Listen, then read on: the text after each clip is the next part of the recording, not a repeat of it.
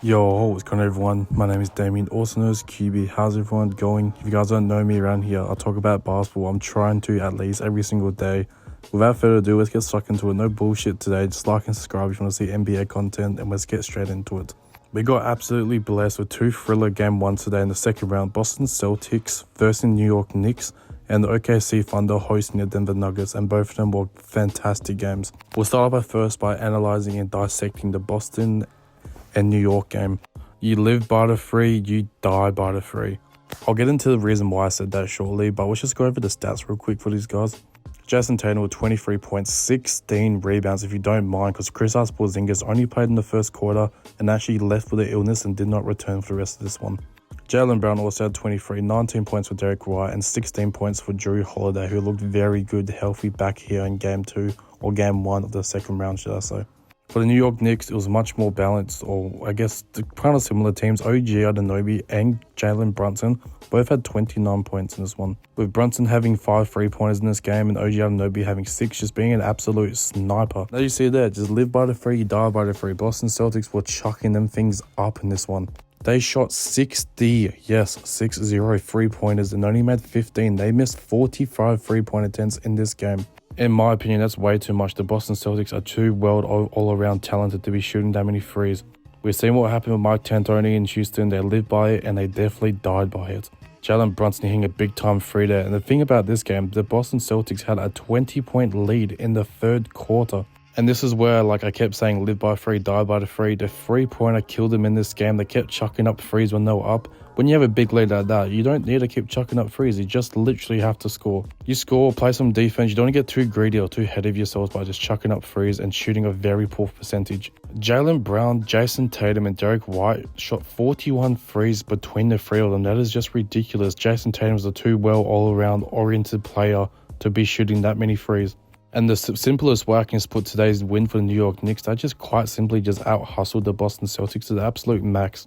Yes, still shooting the three-pointer a lot as well, but the Boston Celtics missed more three-pointers than what the New York Knicks attempted. That is just crazy. He had a stink of a game, but when this game got to overtime, boy, you'll see Mikal Bridges went crazy. He had 2 unbelievable clutch defensive plays down the stretch. OG Anunoby hitting a massive shot there as well. And this is why I rate OG Anunoby so high as a player, because he knows when to turn it up, and he also knows when to put the clamps on defense as well. He's definitely become a lot more than a 3-and-D player than we're accustomed to him seeing. Right here in regulation, Jalen Brunson had a chance to win it. Unfortunately, rims out. There's a little bit of time left. But even then, on this game winner, it's quite ridiculous. They get off a terrible shot. This is a heavily contested OG right in his face, long 2, 3-pointer, whatever you want to call it. And pretty much by then, the New York Knicks kind of figured them out, and they kind of just put the pedal down, rim running them. And as I just keep saying, they died by the 3-pointer in this game. There's just sometimes when I'm watching the Knicks, I just don't feel like that they're not a titleship contenders. That's just crazy to think. Because as I said, they're too offensively powerful to keep doing that. And as I said in overtime here, just out hustling. They're up by 3. I mean, they should have just taken a timeout right here. Derek White's got the ball, gives it to Tatum. And then Tatum just tries to, pretty much just ISO. This is terrible. They should have called a timeout. And then Karl-Anthony Towns finally decides to foul right here. It was a foul to give. That was not a shooting foul. And this is what I mean by the New York Knicks just out-hustle. It's going to be fantastic to see how this series goes.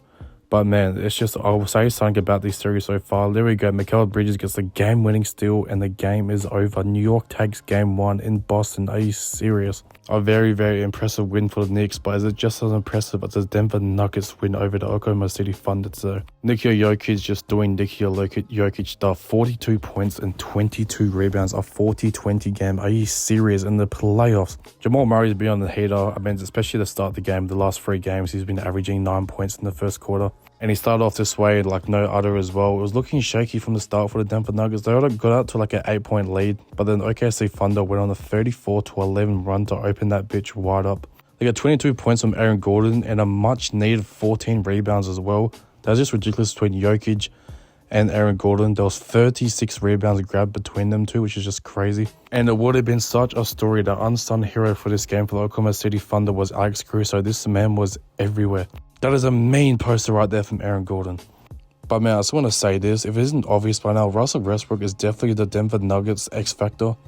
I mean, he's just like everywhere all over the court. Yes, he has a bad times here and there. He has some bad moments. But man, he makes up for him, especially in that game 7, coming off massive off the bench. 18 points, 2 rebounds, 2 assists for this one on Russ. But one of those assists being one of the best choices that he's just evolved as a player. Like his choice making's got a lot better.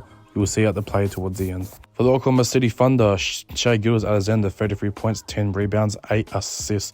Alex Caruso, though, 20 points, 1 rebound, 6 assists. To go along with 5 steals and 2 blocks. Keep in mind, all 5 of those steals came in the first half. This man was just a menace, abusing this Denver Nuggets offense, which could look very stagnant without Jokic on the court. Jokic hits a big-time free right there as well, a timely free. They had a double-digit lead. They had a 14-point lead in the last quarter, and yet they just burnt out, even though they've had the much rest as anyone in the entire association.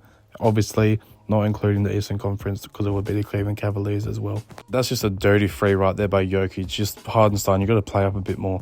But this is what I was going to say as well.